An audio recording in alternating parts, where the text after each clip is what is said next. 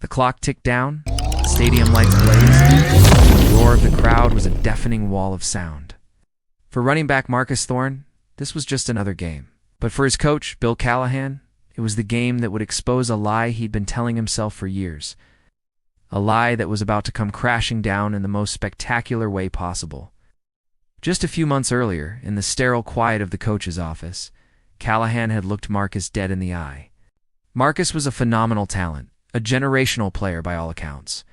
But he was also black. And in Callahan's narrow worldview, that came with a set of preconceived notions. "Oh, you're just not built for the trenches, Marcus," Callahan had said, his voice dripping with condescension. "You've got the speed, sure, but you're weak. You don't have the grit." Weak. The word echoed in Marcus's mind for weeks. It wasn't just an assessment of his physical strength. It was an attack on his character, his resilience, his very identity. He'd spent his entire life proving people like Callahan wrong. He'd overcome poverty, navigated systemic barriers, and outworked everyone on his way to the league. But hearing that word from his own coach, it cut deeper than any hit he'd ever taken on the field. The media, of course, ran with the story. Pundits and analysts debated Callahan's tough-love coaching style. Some defended him, calling it old-school motivation. Others saw it for what it was, a thinly veiled racial bias. The team owner, a man more concerned with profits than principles, issued a lukewarm statement about internal team matters. But the locker room knew the truth. A deep fracture had formed, a line drawn between those who stood with Marcus and those who stood with the coach. The tension was palpable. Practices became a tightrope walk of forced smiles and unspoken resentments. Callahan doubled down, benching Marcus for a less talented but white running back, a player he constantly praised for his toughness and high football IQ. The team started losing. The offense sputtered. The fans grew restless, their boos echoing the frustration that was boiling over within the team. Marcus didn't retaliate. He didn't lash out. He just worked. He was the first one in the weight room and the last one to leave the practice field. He studied film with a relentless intensity, dissecting defenses, memorizing every nuance. He channeled his anger, his hurt, his frustration into a cold, hard resolve. He would not let one man's prejudice define him. He would wait for his moment. And he knew, with a certainty that settled deep in his bones, that his moment would come, and then it did. It was the final game of the regular season. The playoffs were on the line. The team was down by 6 points with less than 2 minutes to go. The starting running back had just fumbled, a costly mistake that put the team on their own 10-yard line. The air in the stadium was thick with despair. The season, it seemed, was over. Callahan paced the sideline, his face a mask of fury and desperation. He had no choice. His hand-picked starter had failed him. His gritty player had cracked under the pressure. Reluctantly, almost painfully, he turned and barked one name. "Thorne, get in there." Marcus pulled on his helmet, the world narrowing to the green field in front of him. As he ran onto the field, he met the eyes of his quarterback, a silent understanding passing between them. They both knew what was at stake. This wasn't just about winning a game. This was about justice. First down, a handoff to Marcus. He burst through the line, a blur of motion, picking up a quick 7 yards. He got up, tossed the ball to the ref, and jogged back to the huddle, his face an unreadable mask of calm. 2nd and 3. Another handoff. The defense keyed on him, stacking the box. They thought they knew the play. They were wrong. Marcus took 2 steps to the right, planted his foot, and cut back left with an agility that defied physics.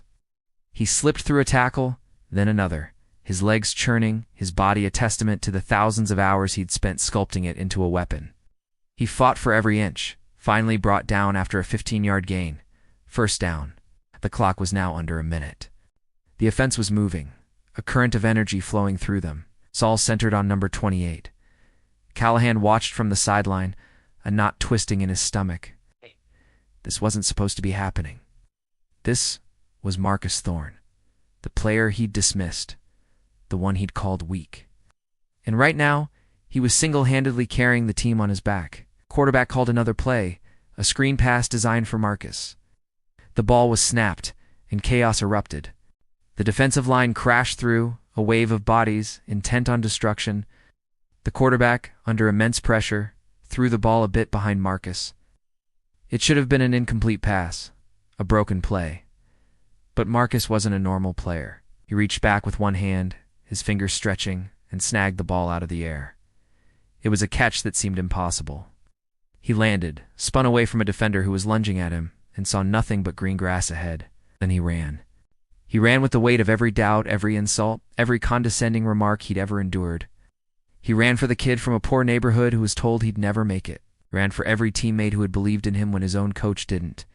He ran past the 50-yard line, the 40, the 30. The defenders were chasing him, but they were chasing a ghost.